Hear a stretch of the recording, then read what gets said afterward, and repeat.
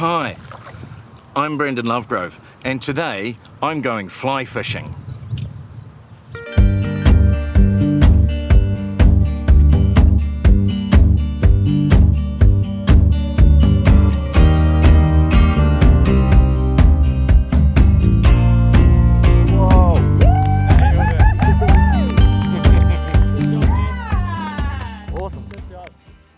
Hi, I'm Julia, business owner and keen angler. This is Brendhan, comedian and New Zealand personality. This is Cori, comedian, actor and writer. This is Dustin, a local fishing legend. New Zealand is known globally as one of the best countries in the world for fly fishing, yet so many of us haven't experienced what our rivers have to offer. So today we're heading out to the famous Tongariro River for yarns and for Cori and Brendhan to try fly fishing for the first time. Let's see how the boys get on. Do we wear shoes? No, we don't. No. Right. We take the shoes off and you hop on the waders. Yeah. And then you hop on the shoe and you got gravel guards on here. Okay, right. I need a hand with these things.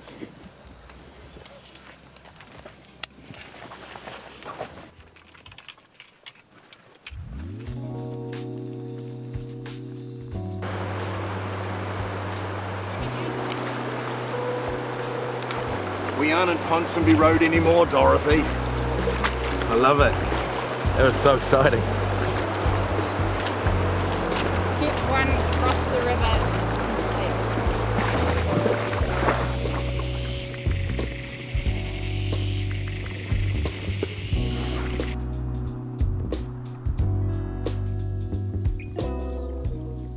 So yeah, we got two flies on here. One dry fly, which imitates a cicada, and a nymph.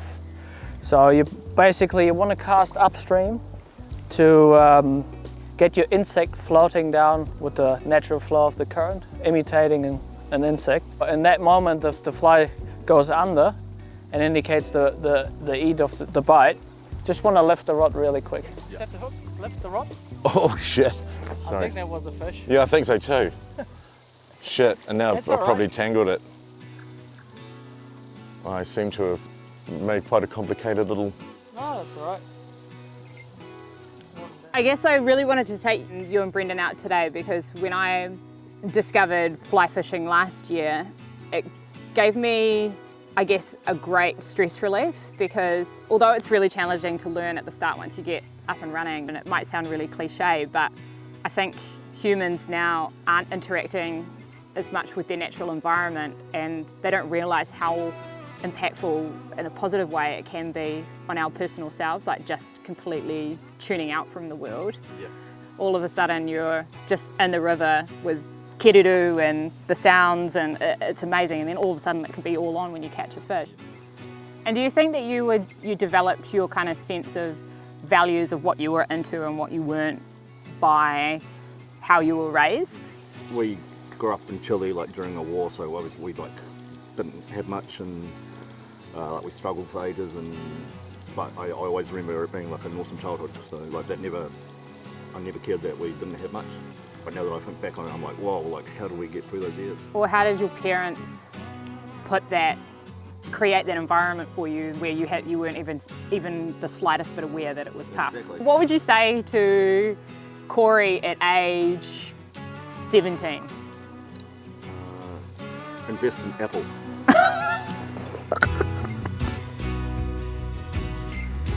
Wind. Faster. Cool? So, yeah, let him just do it. And down. Like that? Oh, Jesus. You saw that? Yeah, it's huge. Whoa! Hi, Cori. Whoa. Good job, man.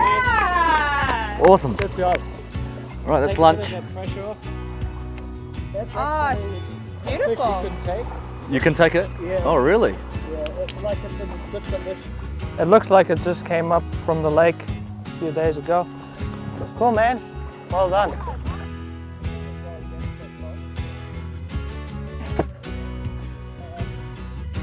Yeah. Did you want the shot? It's a fatty too. Oh. So Cori, you just caught your first trout. I just saw you take a massive deep breath out. How are you feeling? Good. Still shaking. No, it's good. I was literally about to give up. Yeah. Yeah. But now I'm going to give up fishing just because I'm going to go on a high. So I'll never fish again. Just, yeah. And already you've sent a couple of pics to Mum, and she's very proud. She's last time I caught something fishing, I was probably 9, and she ended up keeping it in her freezer for about. It's probably still there. That's how proud she was. And now she's like, "That's a rainbow trout. Like, that's a beautiful fish." Like, I know she wants me to bring it to Wellington. See how it goes. if we put together life and fishing in terms of, like we've talked about before, with patience, like how fly fishing is, you need so much patience, and it can be quite a frustrating sport to start. Like, how would you compare that to like life?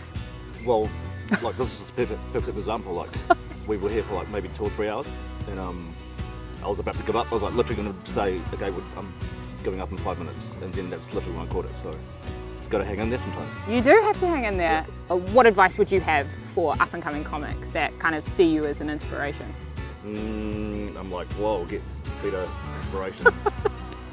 And also, it sounds cheesy, but like stick at it. Established comedians who are like, I can tell they're good. I'm like, yeah, just keep at it. Go as much as you can, write as much as you can.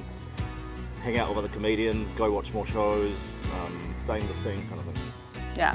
Where do you get your inspiration from when you're writing?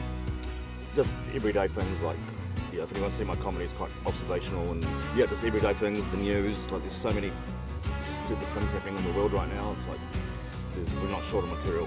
Oh, it's just endless at the moment. Yeah.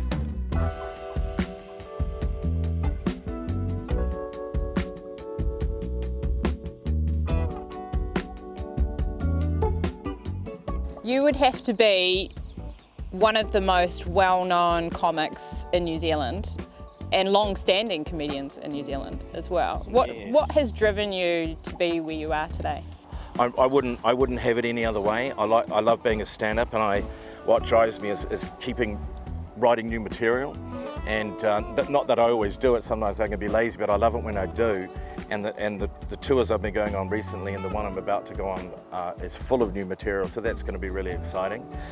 You know, one of the great things about being a comic is the more you hustle and the more gigs you do and the more experience you get, it is something that you do get better and better at. Like, in fact, funny enough, like today, talking to Dustin, who's been looking after us all day, he didn't buy a fishing rod and immediately just start catching fish when he started. It's just like Jimi Hendrix when he first bought a guitar, couldn't immediately play it, but he had to work at hone it, and now his skills are ridiculous. And I like to think that's the same with comedy. What would you say to 19-year-old Brendhan looking back? Start a band and be the lead singer. I feel really lucky to be full-time, to not have to have a day job, and to be able to think about what I'm doing and earn enough money to be able to survive. It's bloody great. And I can do things like this. Talking about before resilience and hard graft and really working towards what you want to achieve. Yeah. And we talked to Cori about it before as well, like nothing is ever on that silver platter. It doesn't get presented to you like that. And I think so many people these days go, oh, they're so lucky, Right. but don't understand what has been working and going on in the background. But I love it. I do it because I love it. But I have to graft because this is what I do for my living. And there's no more exciting time for me than to be on stage. It's just like, I find it therapeutic. I find a lot of my time off stage quite difficult. I find with my mental health, it's very affected when I'm off stage, but when I'm on stage, that's when everything that I feel I have to be comes together. And like everything, if you work hard at it, you're only going to get better at it.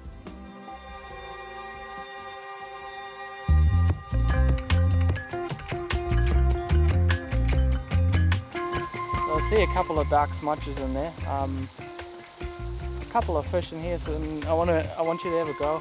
So Okay. I'm just going to enter the water really quietly, so we don't make too much noise. And then we try to cast over to that tree Okay. without getting hooked in the tree. Yeah. And then you want to let it drift through that hole. And our aim is to get the flies down to the bottom Right. where the fish are. And yeah, just watch your indicator. If it goes down, lift the rod, and you're in. Yeah, right on. So I'm looking for tension on this. and I want to bring it over to the... Very good, man. That was very good. All right. You mean like that? Yep. Oh shit! Come on. There you go. Yeah. And Fucking hell! angle to the left. To the left. Low. Low. Yeah.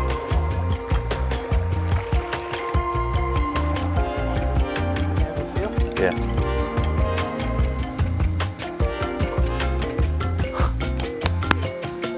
One fly, right.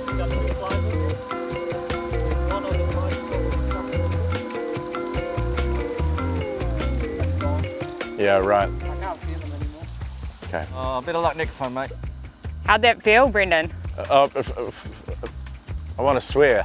I want to say amazing, but really cool. Because up until that point when you get your first bite, or when it's, you know, you're casting and then boom, it's all on. And unfortunately that one went under the tree, but It happens. yeah. So if we'd done it further down there, then you just let it go, don't you? But it knew to go into the tree. Crafty little dudes, man. When I was talking to Cori before, we likened fishing, or the fly fishing experience, a bit to life. Like Cori described before that he was ready to give up. He said he was only going to give it another 5 minutes, he was over it. He was like, I'm not going to catch a fish. Do you mean his life? What do you mean his life? Yeah. Sorry, he can be quite depressing.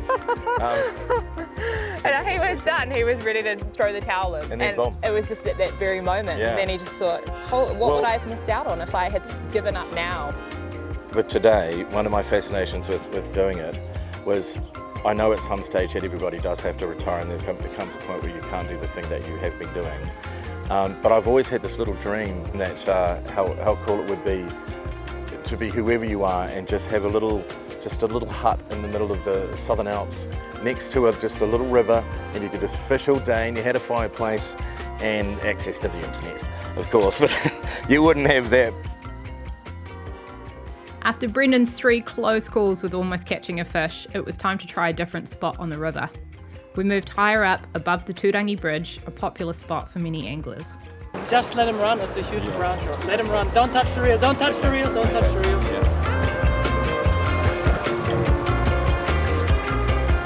Okay, let's. Feeling comfortable walking down here? Yep.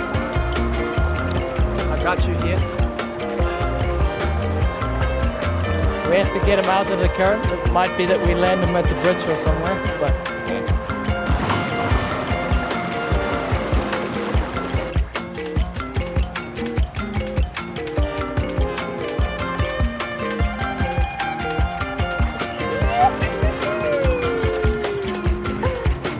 It's a big fish. Around. Wow. Special. Not easy to catch. Well done, man. I never thought that there were fish this big in the river. Bigger fish in the river. Oi! Hold them in the water. Deeper. It's a real art form, really, isn't it? Oh yeah. You know, let it out, and you're quite strict. You were quite strict about it too, and I haven't been growled it like that for a while. So I enjoyed it. No, keep it tight. Can let it out. I like that. I think you needed that. Yeah, I know I needed a good growling. Brendhan, how did that feel catching your first fish? Well, it's the first time I've ever caught a fish in a river, and it was amazing. Thankfully, Dustin was here to be able to give me some advice about how to go it properly. I mean, it's got a real pull. So, but and it was exhilarating, and it was great to catch and it was quite a big fish, I think, for this time of the year. That's what I've been told. So that was good. It was a long fish. It was a long fish. It was really exhilarating because having caught 2 today and 2 getting away, which was also a lot of fun, it was nice to actually pull in a fish.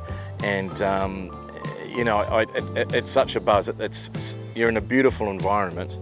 It's not often that people like myself who are quite urban and spend a lot of time, you know, in the city, get out to beautiful New Zealand nature, and that was a really good experience. Especially because it's our own backyard, and so many Kiwis would have no idea that it's even exists or it's available to them to enjoy. From someone who suffers every now and again from certain ailments to do with mental health, I couldn't recommend this more highly as a way of just really being stress-free, very relaxed. Its sort of nature is its own really good medication. Yeah. Far out, what an awesome day. For the first time out on the river, Cori and Brendhan absolutely nailed it. It was great to see them catch for the very first time and hear their stories. Like so many of us, they have faced adversity but stuck at it with patience and perseverance to get to where they are today.